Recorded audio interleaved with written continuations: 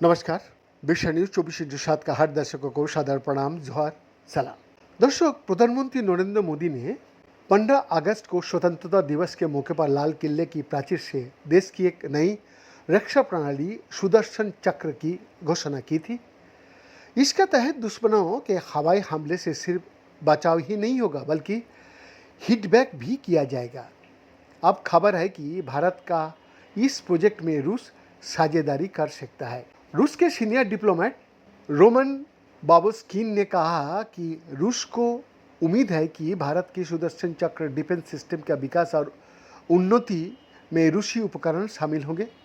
उन्होंने ये भी कहा कि हम इस समझ के साथ आगे बढ़ रहा है कि जब इस डिफेंस सिस्टम प्रोजेक्ट की बात आती है तो रूसी उपकरण इसका हिस्सा होंगे, यानी हम इसे सहयोग कर सकता है। उन्होंने सेना और रक्षा क्षेत्र में भारत और रूस का बीच मजबूत साझेदारी पर भरोसा जताया। उन्होंने ये भी कहा कि रूस को भारत के लिए सेना मंचों और हार्डवेयर की आवश्यकताओं के लिए पसंदीदा साझेदार बताया, जिसके तहत सुदर्शन चक्रों जैसी परियोजनाओं में सहयोग की संभावना की रेखांकित किया गया। लेकिन इस दौरान मजेदार वाकया ये हुआ कि रोमन बाबुस्किन ने इस प्रेस कॉन्फ्रेंस की शुरुआत हिंदी में की। उन्होंने कहा कि शुरुआत करेंगे श्री गणेश करेंगे। इस दौरान जब उनसे भारत के आयरन डोम के बारे में पूछा गया तो उन्होंने कहा कि आपका मतलब सुदर्शन चक्र से है ना।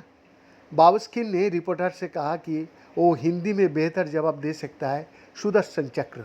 बाबुस्किन ने भारत पर रूसी तेल खरीदने को रोकने के लिए अमेरिका का निरंतर दावाओं को गलत बताते हुए कहा कि इस तरह का दृष्टिकोण और प्रतिबंध वैश्विक आर्थिक स्थिरता और ऊर्जा सुरक्षा के लिए हानिकारक है। ये भारत के लिए एक चुनौतीपूर्ण स्थिति है। हमें भारत के साथ अपनी साझेदारी पर भरोसा है और हम दोनों देशों का बीच ऊर्जा संबंधों में आने वाली चुनौतियों का समाधान करने के लिए प्रतिबद्ध है। बैंक का exclusive report, Birsa news 24/7 Ranchi.